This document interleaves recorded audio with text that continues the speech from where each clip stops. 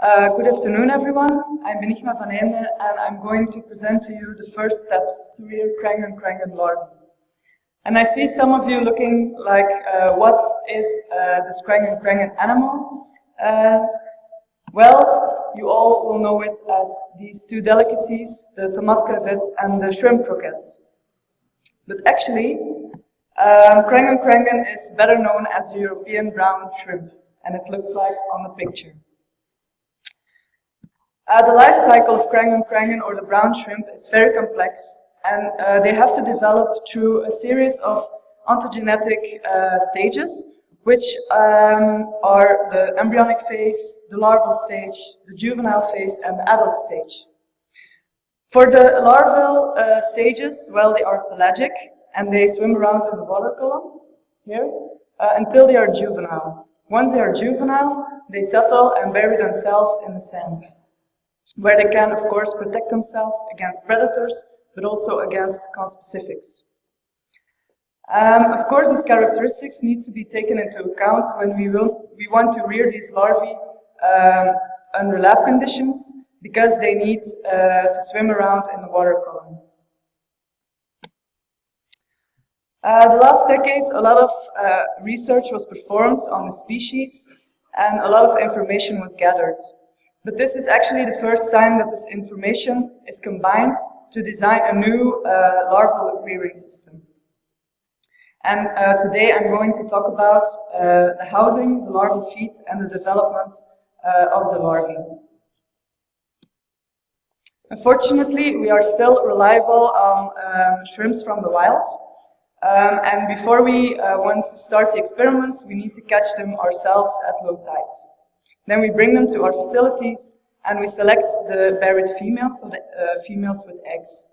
We scrape the eggs from the female, and then we put them in these Erlenmeyer flasks where they can develop further until hatching. Once they are hatched, we can use them for our experiments. And I'm going to talk about 3 of them.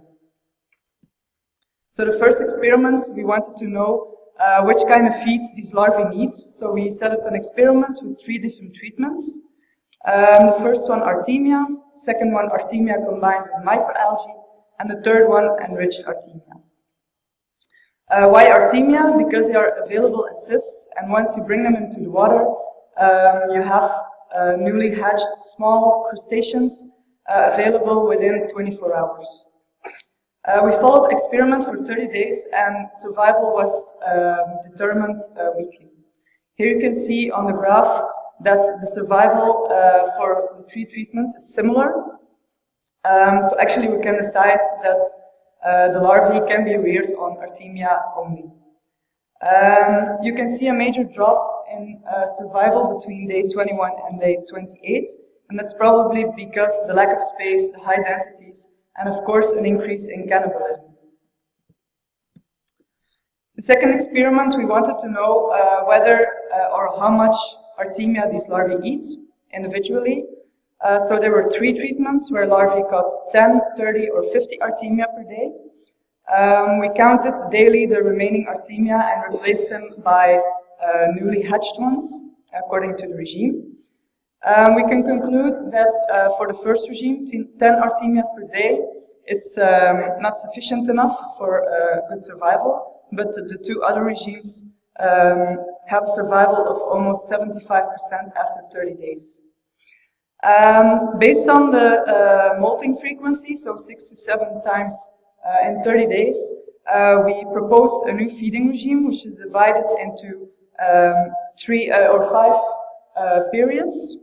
And this one we used for an upscaling experiment, where we used an ad libitum feeding compared to our new proposed regime. And you can see in the graph that both treatments have a similar survival, and is after 22 days still more than 50%. So this means it is possible to give a feeding regime mostly because we can limit the costs. This information can now help us for closing the cycle, and especially this side of the cycle, but of course more research is needed to complete the rest of the cycle. Thank you very much for your attention.